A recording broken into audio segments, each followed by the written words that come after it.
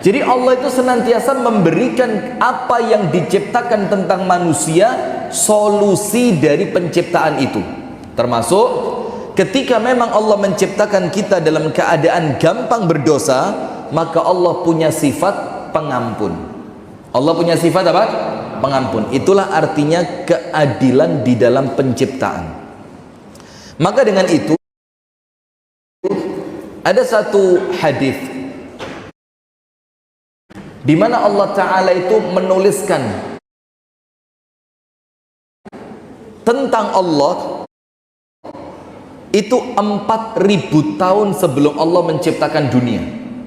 Apa tulisannya? Wa anal ghaffar, dan aku, yaitu Allah, adalah zat yang memiliki sifat ghaffar. Kenapa Allah memiliki sifat itu? Ya tentu itu kehendak Allah Subhanahu wa ta'ala.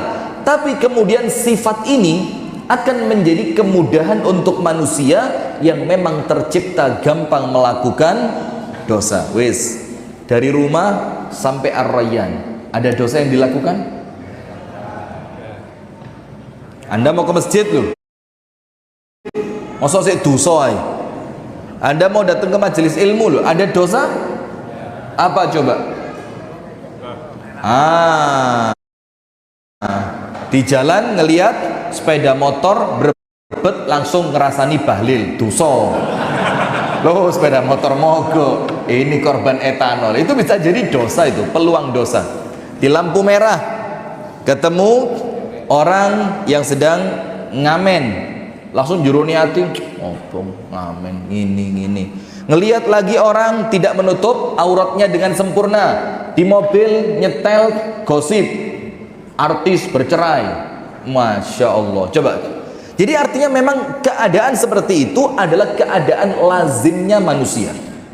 Maka jangan sampai dosa itu menjadikan panjenengan berkecil hati, akhirnya tidak mau tobat karena menganggap, kok saya ulang terus, kok terkesan saya ini meremehkan dosa, kok terkesan saya ini mempermainkan tobat. Padahal memang Allah Ta'ala di dalam hadisnya Rasulullah Sallallahu Alaihi Wasallam menciptakan Bani Adam itu khata.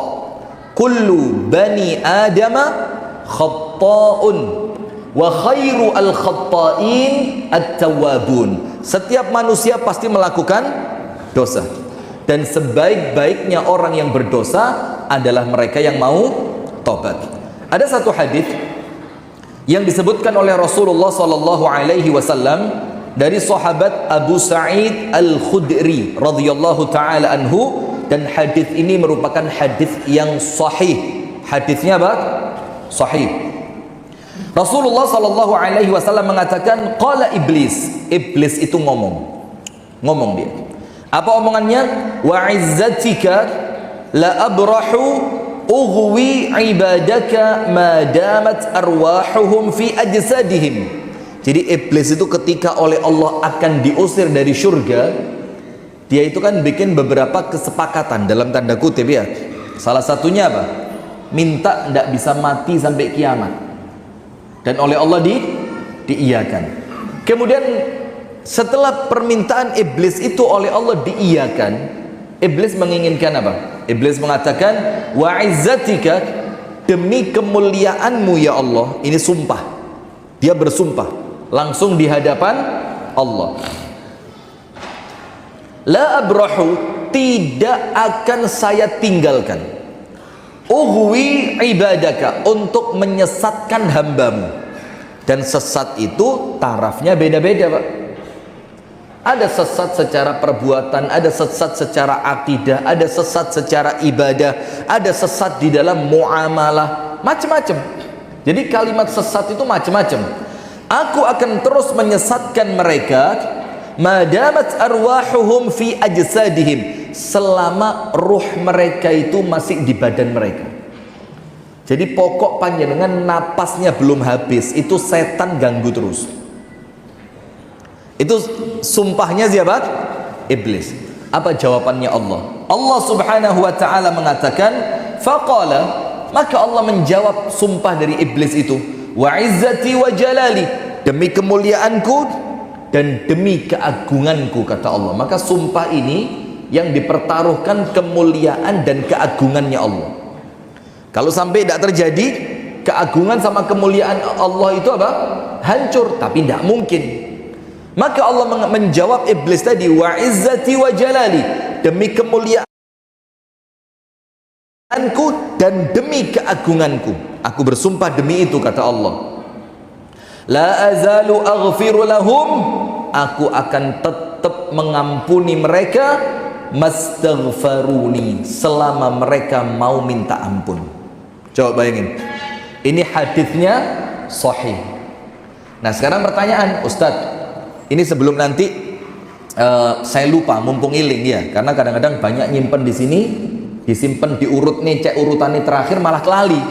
Saya sampaikan sekarang, Ustadz, apa bedanya orang yang niat tobat tapi kemudian tobatnya itu main-main, hanya dipakai untuk tameng ketika dia bermaksiat tobat, maksiat tobat, maksiat tobat. Apa yang menunjukkan mereka itu guyon apa serius? Bedanya di mana? Tobatnya guyon dan orang yang tobatnya serius, perbedaannya di mana? Para ulama menjawab takhtid, at-takhtid, rencana. Yang membedakan antara orang yang tobatnya main-main dan orang yang tobatnya serius itu rencana. Maksudnya apa? Kalau dia merencanakan, aku tak mabuk dhisik, golek wis sadar, aku tak tobat, itu main-main. Itu disebutkan oleh para ulama at-takhtid. Jadi kalau mereka merencanakan, aku tak judi dhisik, aku tak sabung ayam. Di Jombang tidak ada ya? Kalangan tidak ada? Oh ada? Daerah mana? Bareng-barengan? Bareng-bareng dakwah di sana ya. Nah maka kalau mereka itu merencanakan, kira-kira enaknya kapan? Waktunya ini. Tempatnya di mana? Di sini. Golek koncone sopo? Ini. Lu kok berani kamu? Tidak apa-apa. Nanti setelah itu kita tobat.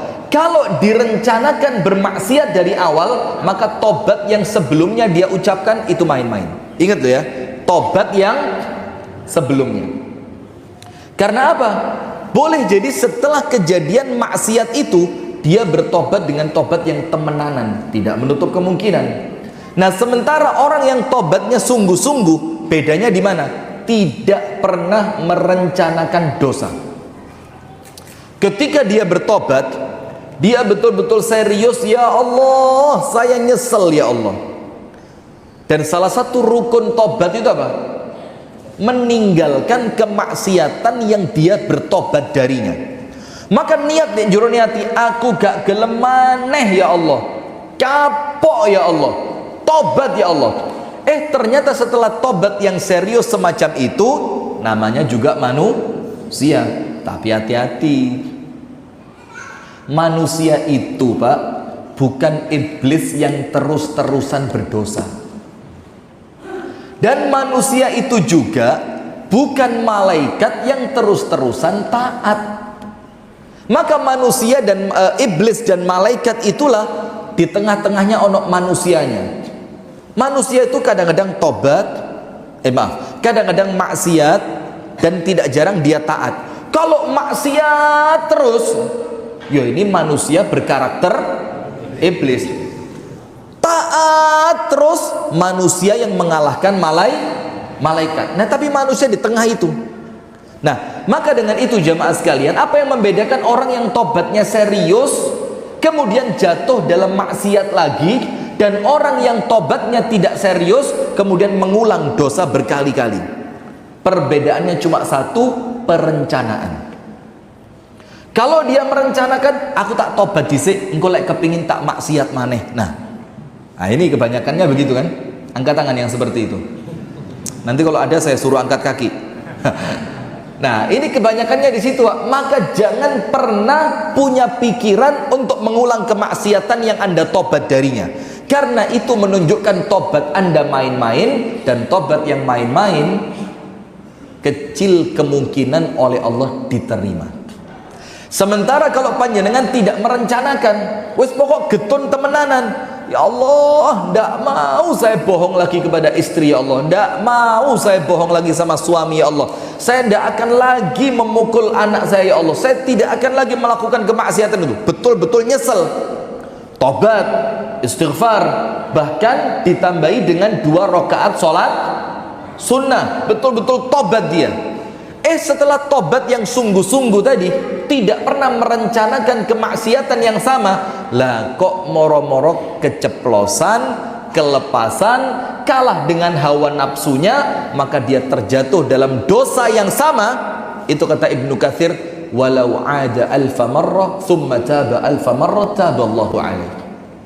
Walaupun dia baleni ping 1000, baleni ping 1000, walaupun dia mengulang 1000 kali, kemudian dia tutup dengan tobat 1000 kali, maka Allah terima tobatnya mereka dengan syarat tidak merencanakan kemaksiatan yang akan dia tobat darinya. Faham sampai sini? Nah, maka dengan itu iblis nangis. Kenapa iblis nangis? Manusia dosa berkali-kali, yang penting mau tobat diampuni. Aku dosa 1 kali, Allah usir dari surga. Iya benda. Iblis itu kesalahannya apa? Tidak mau sujud kepada Nabi Adam karena latar belakang sombong. Maka Ibnul Qayyim itu mengatakan induknya dosa 3. Lek telu iki ono liyane katut. Kata Ibnul Qayyim, induknya dosa ada berapa? 3. Nomor 1, sombong. Nomor 1 apa? Sombong. Itu induknya dosa. Nomor 2, hasad. Nomor 2 apa? Hasad. Nomor 3, tamak rakus. Sombong bikin iblis keluar dari surga. Hasad bikin terjadinya pembunuhan pertama di muka bumi, Habil dan Qabil. Tamak itu yang menjadikan Nabi Adam terusir dari surga. Dibilang wakulu apa? Allah mengatakan kepada Nabi Adam, wala taqraba hadhihi syajarata. Ambil semua sesuka kamu di surga ini. Situ tok uetiki, bukan jangan dimakan, jangan dideketi. Wala taqraba. Adam, Hawa jangan dideketin. Karena justru kepingin yang dilarang, apa yang terjadi? Diturunkan dari surga. Nah, maka dengan itu setan itu nangis. Kenapa manusia ini kok begitu spesial? Allah sampai mengatakan, aku akan senantiasa mengampuni mereka, la azalu aghfiru lahum. Terus aku terima tobat mereka, terus aku terima istighfar mereka, terus aku akan mengampuni mereka, mastaghfaruni, selama mereka mau istighfar kepadaku. Maka dalam riwayat yang lain dikatakan, wallahu la yamallu hatta tamallu. Ada seorang laki-laki dosa datang sama Nabi Muhammad, ya Rasul, kalau saya berdosa saya dapat apa? Dibilang, ditulis 1 titik hitam di dalam hatimu. Kalau saya istighfar dan tobat, dibusek, dihapus. Kalau setelah dihapus saya berdosa lagi, ditulis lagi.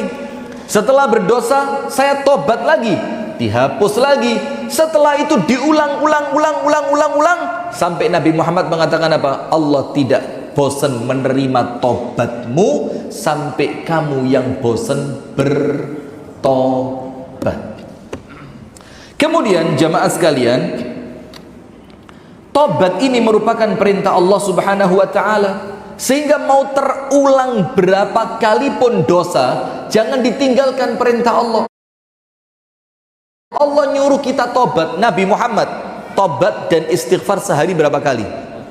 Ada satu riwayat 70, ada riwayat yang lain 100, ada riwayat lagi mengatakan lebih dari 100. Itu tobatnya bukan tobat guyon, tobat yang cuma astagfirullah atubu ilaih, astagfirullah atubu ilaih, astagfirullah atubu ilaih, astagfirullah atubu ilaih. Ini tobat temenanan, Pak. Temenanan itu apa? Serius, betul-betul memunculkan hati ketika Nabi Muhammad itu bertobat kepada Allah. Astaghfirullah, dieling dosane apa, wa atubu ilaih, gak tak baleni maneh. Istighfar, diingat dosanya apa, wa atubu ilaih, dan aku bertobat kepada Allah dari dosa tersebut. Itu menunjukkan ke dalam hati, tidak akan saya ulangi lagi. Maka Allah perintahkan kita dalam surah At-Tahrim, pada ayat yang ke-8, ya ayyuhalladzina amanu tubu ilallahi taubatan nasuha. Wahai orang-orang yang beriman, lihat, yang diperintah tobat siapa? Orang yang beriman, bukan ahli maksiat. Bukan ahli maksiat. Disebutkan oleh sebagian ulama, kenapa orang sudah beriman kok disuruh tobat? Dijelaskan ucapannya Abdullah ibnu Mas'ud. Abdullah bin Mas'ud bilang apa? Orang beriman itu melihat dosanya dia itu seperti, ibu-ibu sehat bu? Panjenengan kenapa? Kayak nonton jaranan loh bu. Gini. Yang serius, jangan gini bu, nyatet gitu loh. Masya Allah Pak ya. Saya doakan sehat walafiat, panjang umur semua ya, amin ya rabbal alamin. Saya lanjutkan. Kenapa yang diperintah tobat bukan ahli maksiat? Dalam ayat ini At-Tahrim ayat 8. At-Tahrim 8. Kenapa yang disuruh tobat orang-orang yang beriman? Dan iman itu Pak, di atasnya Islam. Ingat khutbah Jumat tadi? Enggak tahu Anda, enggak Jumatan di sini kok. Maka Islam dulu, baru iman. Ini yang diperintah tobat sama seperti orang yang diperintah puasa. Ya ayyuhalladzina amanu kutiba alaikumus shiyam. Termasuk tobat, ya ayyuhalladzina amanu tubu. Wahai orang yang beriman, bertaubatlah kalian ilallah, kepada Allah. Tobat dengan sifat apa? Taubatan nasuha. Nasuh itu apa? Tobat yang bisa menasehati diri untuk tidak balik lagi. Nasuh. Termasuk nasuh itu sempurna. Maknanya apa? Sempurna. Sudah. Dari ucapan Abdullah ibnu Mas'ud, kenapa justru orang beriman yang disuruh tobat? Karena Pak, kalau ahli maksiat kadang-kadang wis keblinger gak kerasa lek dosane gede. Orang kalau musirrun itu apa?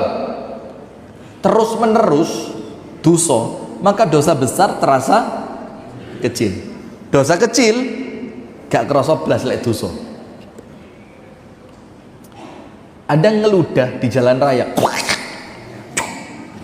dosa apa enggak? Lo jawaban, ndak apa-apa, wong iki belajar kok. Dosa apa enggak?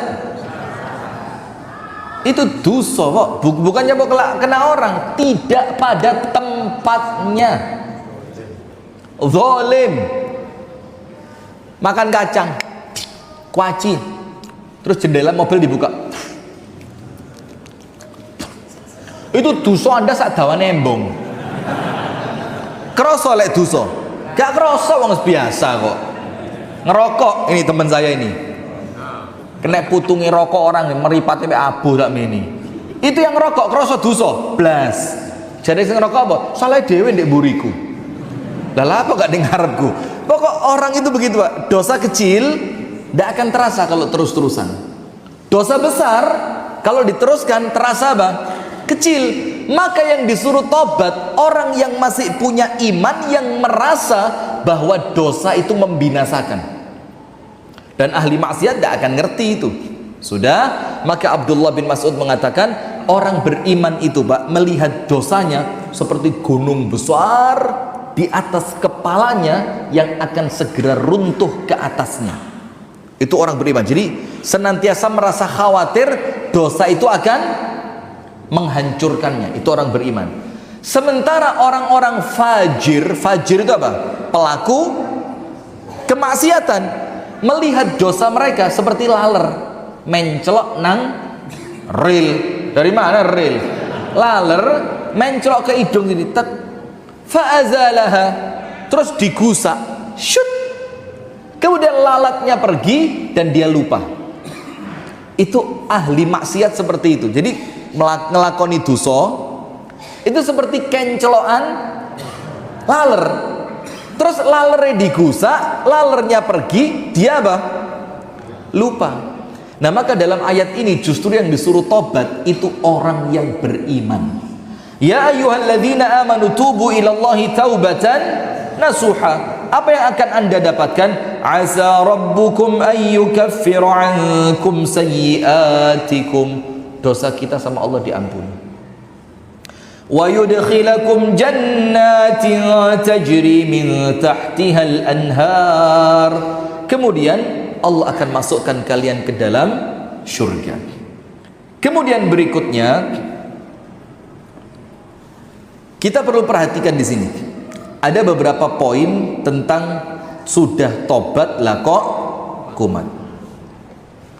Panjenengan buka yang pertama surah Al-A'raf ayat 201. Surah Al-A'raf ayat 201.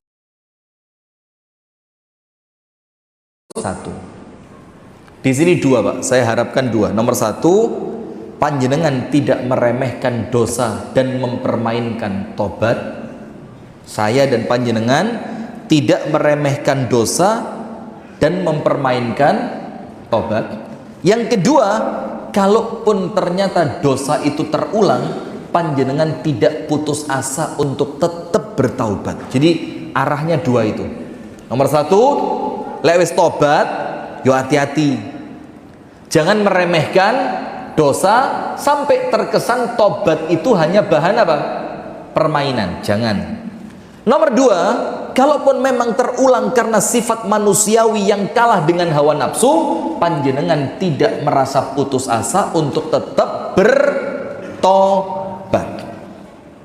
Surat Al-A'raf ayat 201. Nanti kita baca tafsir Al-Imam Ibnu Katsir. Allah Ta'ala berfirman, innal ladzina taqaw, orang-orang yang bertakwa. Takwa itu apa? Ibadah api, maksiatnya ditinggal. Itu orang bertakwa. Menjalankan perintah dan menjauhi larangan. Al-A'raf berapa? 201. Idza massahum ta'ifum minasyaiton, kalaulah mereka langsung digoda setan, dibisiki oleh setan, diawe-awe oleh setan, sing senam pupune seksi, legginge ketat, rinio deloken dilu ae rapopo. Kan pandangan pertama gak dosa. Gak dosa iku lek gak sejo. Lek pandangan pertama di planning,